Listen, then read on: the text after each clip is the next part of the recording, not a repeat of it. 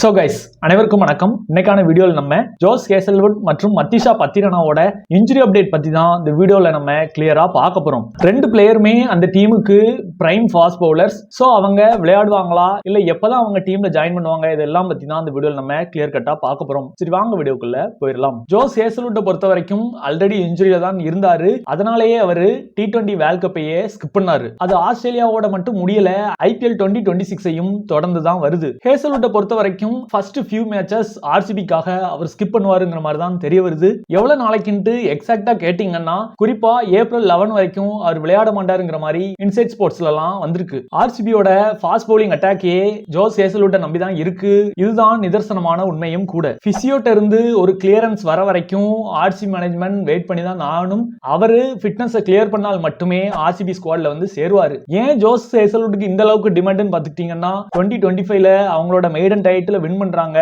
அதற்கு பவுலிங்ல பெரிதும் உறுதுணையாக இருந்தது ஜோஸ் ஹேசல்வுட் தான். இன்ஃபேக்ட் RCBயோட லீடிங் விக்கெட் டேக்கராகவும் அவர் தான் இருந்தாரு. ஓபனிங் சில மேட்சஸ்க்கு ஹேசல்வுட்டும் SRH கேப்டனான பேட் கமின்ஸும் வரமாட்டாங்கிற மாதிரி ஆஸ்திரேலியன் தரப்புல இருந்து சொல்லியிருந்தாங்க. இன்ஃபேக்ட் முதல் மேட்சே RCB vs SRHக்கு எதிராக தான் நடக்கிறதா பிளான் ஆயிருக்கு. ஃபைனலான்னு பார்த்துக்கிட்டோம்னா கிளியரன்ஸ் வர வரைக்கும் அவங்க கண்டிப்பா விளையாட வரமாட்டாங்க. கிளியரன்ஸ் வந்த உடனே கண்டிப்பா இந்தியாவுக்கு பறந்து வந்துருவாங்க. ஹேசல்வுட்டை பொறுத்த வரைக்கும் ஏப்ரல் 11 வரை விளையாட மாட்டாருங்கிறது தான் இப்போதைக்கான அப்டேட். கேகேஆர்னு பார்த்துக்கிட்டோம்னா எக்கச்சக்க ப்ராப்ளம். முஸ்தபிசுர் ரஹ்மான கழட்டி விட்டாங்க. ஹர்ஷித் ராணா ஒரு இன்ஜுரியால இந்த சீசன் விளையாடவே முடியாதுங்கிற மாதிரியான ஒரு ஸ்டேஜுக்கு போய் இப்ப ரூல்ட் அவுட்டும் ஆயிருக்காரு. இன்ஃபேக்ட் ரீசெண்டா நடந்த அவார்ட் ஃபங்க்ஷன்ல கூட அவர் ஸ்டிக்கர் வச்சு தான் நடந்து வந்திருப்பாரு. அந்த இமேஜஸ் கூட நீங்க பார்த்துட்டு இருப்பீங்க. ஃபாஸ்ட் பவுலிங் டிபார்ட்மெண்ட்ல பெரிதும் எதிர்பார்க்கப்பட்ட மத்திஷா பத்திரானாவும் ரீசெண்டா நடந்த வேர்ல்ட் கப்ல இன்ஜுரி ஆகி அவரும் ஸ்ரீலங்கால இப்ப ரிகாபிரேஷன்ல தான் இருக்கிறாரு. பத்திரானாவோட மேனேஜர் எக்ஸ் வலைத்தளத்துல பத்திரானாவை KKR ஜெர்சில